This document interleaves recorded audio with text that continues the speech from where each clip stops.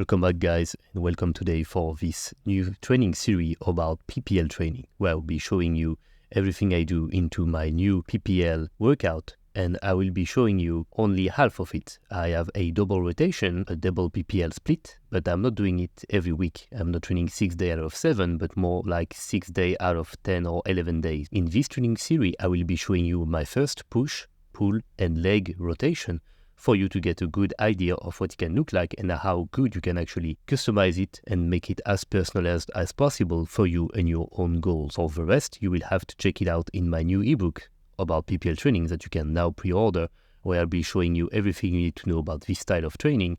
And for now, we are going to go into the actual training. As I always recommend, start with warm-up, ramping set, do some isolation stuff, and get into the zone. And as you do, you will be able to have a much better successful workout. So what up, guys? Today, push arm, first exercise, flat chest press. The goal here is to have a main builder where I can go heavy safely to really work every pushing muscle.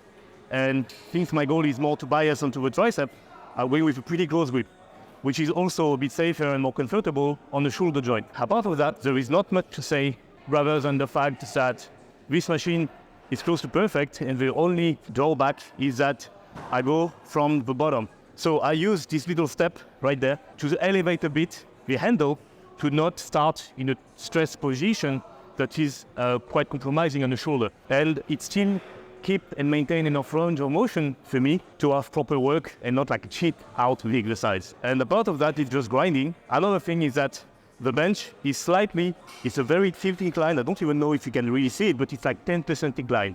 So actually, this is one of the rare instances where if you want to grind out a few reps and you want to raise your ass and kind of use a little bit of leg drive, arch your back as well, well, it's not really cheating. You are really putting yourself in a real flat position when you do that, because there is still a slight incline here. I know some of you were asking, why am I using flat grips on my curls? And there are two reasons. First reason, it's harder and it's going to require much more forearm work. So since my goal is to have the whole arm overall bigger, so not just the bicep or the tricep, but also the forearm, it makes sense to have at least 1 or 2 exercises where my grip or my forearm are going to be more challenged, and a flat grip is a fantastic tool for that. And the third point is that, well, it's kind of badass, and it also is a fantastic way to improve your grip strength, so to hold things, but also the crushing grip, so to squeeze hard with your hand. And these things are correlated with longevity, with health, power output, and so on and so forth.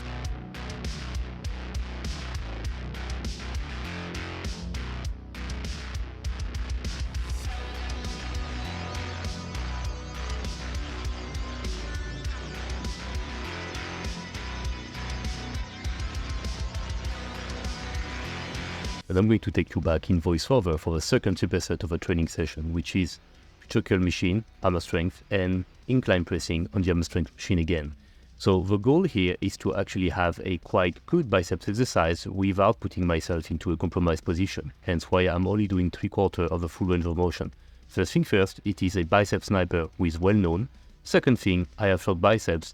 And you know what? Third thing, this is how I do it, and that's how it feels the most into the biceps and not just making me sore into the crux of the elbow for days.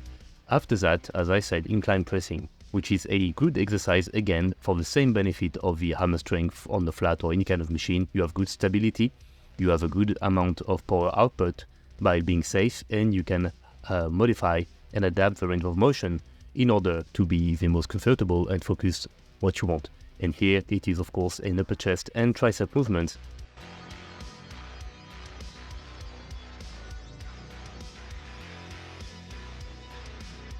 So now we're on to dips and curl. For dips, I'm going to do a variation that most of you may have not heard about, and that is the Korean dips. Basically, when you're going to put the plate or dumbbell, you're going to put it behind your body. That way, when you're going to go down, the weight is going to pull you down and back. And so it will make it a very tricep-centric exercise, with much less weight needed for it to be difficult. And it's going to also be a quite good stretch for your anterior delt. So as a first exercise where you go really heavy, maybe not the best choice, but as an accessory lift, I think it's one of the best actually, and one of the staple. And most bodybuilders in the silver and golden era were actually doing it that way. They were standing very upright and just going straight down as much as possible to really make it more power focused. With the dips, we are supersetting with incline curl. So my setup is quite savage. It's not because it is some way somehow better. It's just that I am in the side of the gym where there are no bench, there are no real comfortable equipment. So I just brace against a bar and that's it. The main thing here is just to find something that is actually going to train the biceps in a lengthened position. So with the elbow behind your body. Since we already did preacher curl and a somewhat normal curl with the pinwheel curl. And that's just the goal here.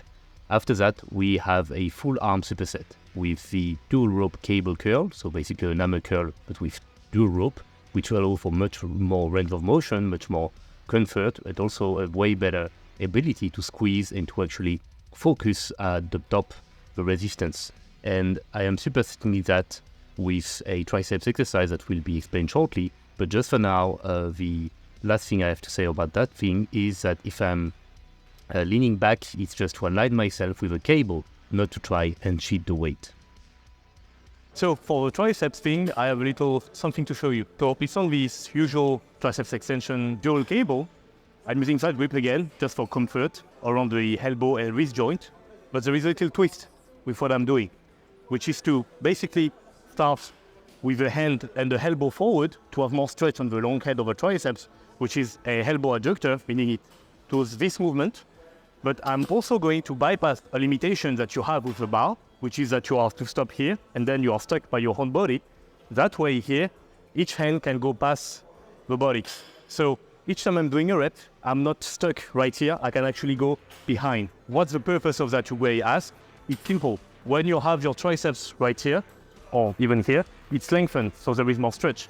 And if you have it behind like this, it's more shortened, so there is more flex. With that setup, I'm able to have both a pretty good stretch and a pretty good flex with elbow comfort and still quite heavy weight because you're not limited by anything since you can brace yourself against the bench and it's basically you against the weight. So I'm kind of proud of myself actually because it's quite smart. If we are to speak about optimized training, this is optimized actually.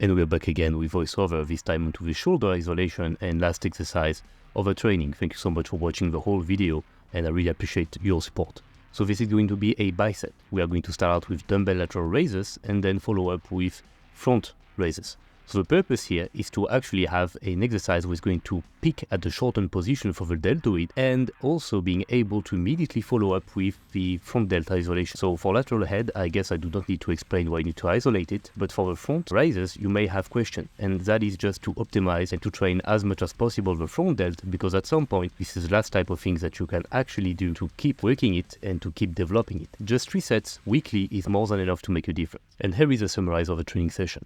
So we have in total 9 sets for the chest with 3 presses. The same 3 presses are pretty triceps biased, so 9 sets again, plus 1 triceps isolation, 4 curls variation, and 1 side delt and front delta isolation work. So we end up into the medium to high volume range, and the next workout will be in about 5 to 6 days. So quite good for an overall weekly volume, and I'll see you soon for the next video.